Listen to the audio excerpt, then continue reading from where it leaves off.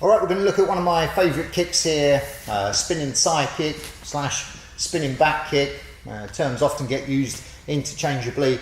I often prefer using the term spinning side kick because ultimately what I want when I'm doing a spinning side kick is the same kind of look as a standard side kick here, where I can kick the person and turn into them, rather than be in this kind of position where I'm turning my back and the foot's down and I'm leaving my back too far exposed. So fraction more rotation, trying not to just be in a position where I'm kicking out with my back facing the person. So I'm going to refer to it as a spinning side kick in this piece here. The key to this, if you're practicing this, in this instance on a kick shield, but in any scenario, is the heel turn. If you can get the heel turn just right, you've got a decent chance of not only being more powerful with the kick, but also a lot more accurate. And the more accurate you get, the more confidence you get. The more confidence you get, the more likely you are to throw it in sparring, rather than just have it as a kick that you practice but don't do anything with. If you can get this kick going in your sparring, it unlocks a whole bunch of interesting attacks, a whole bunch of different ways you can go after the person. We won't get into those now. We're just going to look at this heel turn tip on the kick. The lead foot from here is the one we're talking about. So if I'm kicking with my right leg and through in this instance, then it's my left foot doing the heel turn that I want to get accurate.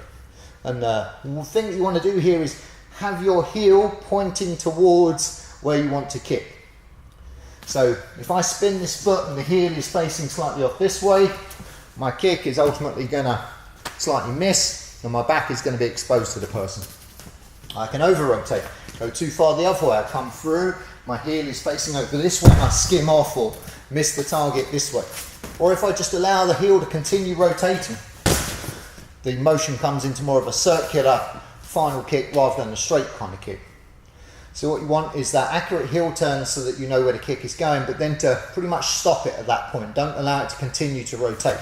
So once I get the heel down in the correct position, which is basically where I want to kick, then I'm not going to let it continue to over rotate. I'm going to fix it in that position as I come through from there. Try and deliver a nice straight kick, and particularly when you've got used to this kick and you're starting to get into it, trying to finish facing the person rather than leaving your back to them. So if we just do a couple of medium paced ones for a second.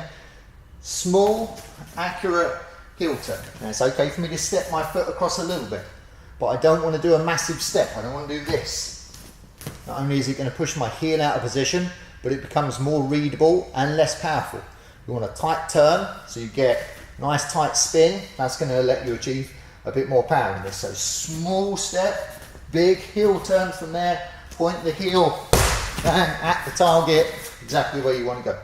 Small tight heel turn and straight round into the target. I'll go just a little bit more power from here.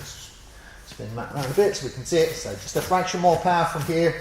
Small sweet heel turn and then smooth into the kick. Now if you bring the leg back out after the kick from there, you won't go all over the place. In other words, this is a good tip for any kick. If you leave your leg straight, and from here it can end up going all over the place because its own momentum will carry it into a position you don't want it to be. This is not great, especially if the person dodges the kick. So you always want your legs under control after the kick. So once I've done this kick, I'm going to try and bend it so I can step down, facing the person and in an accurate position. So just a couple more, small heel turn, and through, small heel turn, and through, pull that leg back out, try and turn the person, one more, small heel turn, accurate on the person, and through, pull the leg back out, so I can try and end up facing the opponent. If we lose the kick shield for a second,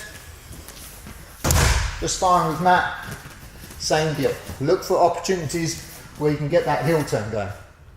Might come off a hook, might come off you having to overly defend or getting your back slightly exposed. But anywhere your heel can kick round, you've got that opportunity. So if you build confidence into this, you then start to get more confidence in being able to throw it in your sparring routines.